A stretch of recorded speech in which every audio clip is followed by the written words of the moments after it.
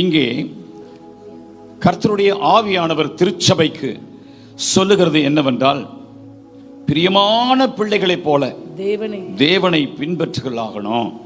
அதோட கிறிஸ்து நம்மிடத்தில் எப்படி அன்பு கூர்ந்தாரோ அந்த அன்பிலே நீங்கள் நடந்து கொள்ளணும். Walking in the love of Christ, கிறிஸ்துவின் அன்பில் நடத்தல்.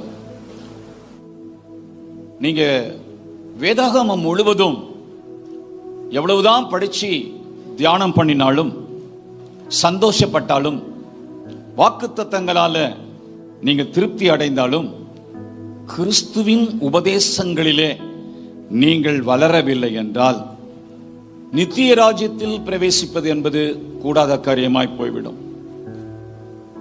கிறிஸ்து ஏன் மனிதனாய் வந்தார்? ஒரே வார்த்தையில் சொல்லிவிடுவீர்கள், எல்லாருடைய பாவத்தை நீக்குவதற்காக வந்தார். பொய் அல்ல, அது சத்தியம். அதைவிட அவர் எதற்காக வந்தார் என்றால், முன்மாதிரியாக விசுவாசிகள் அவரை பின்பற்றுகிறவர்கள் எப்படி வாழ வேண்டும் என்பதற்கு முன்மாதிரியாக வாழ்ந்து காட்ட வந்தார். ஆகையினாலே கிறிஸ்துவினுடைய அன்பிலே நாம் நடக்க வேண்டும். கிறிஸ்துவின் அன்பு எப்படி?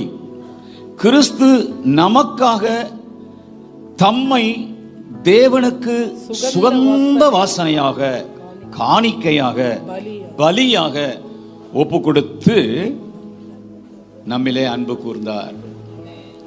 அதப்போல நாமும் அன்பிலே நடந்து கொள்ள வேண்டும். அவர் அன்பு கூர்ந்ததனால் நாம் ரட்சிக்கப்படுகிறோம். அது ஒரு பகுதி. மண்ணால் ஆதாம் உருவாக்கப்பட்டு விட்டான். அவனுக்கு ஜீவ சுவாசத்தை ஊதவில்லை என்றால் அவன் ஜீவாத்மாவாக மாட்டான். இந்த கிறிஸ்து நமக்காக எல்லாவற்றையும் செய்துவிட்டபடினாலே புது சிருஷ்டியாக நம்மை உருவாக்குகிறார். உருவாக்கும் போது மண்ணாக உருவாக்கி விட்டார்.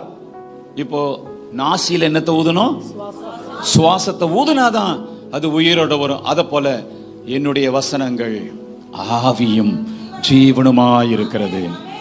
கிறிஸ்துவினுடைய அன்பு நமக்குள் இல்லை என்றால் நாம நரகத்துக்கு தான் போவோம், அழிவுக்குத்தான் போவோம்.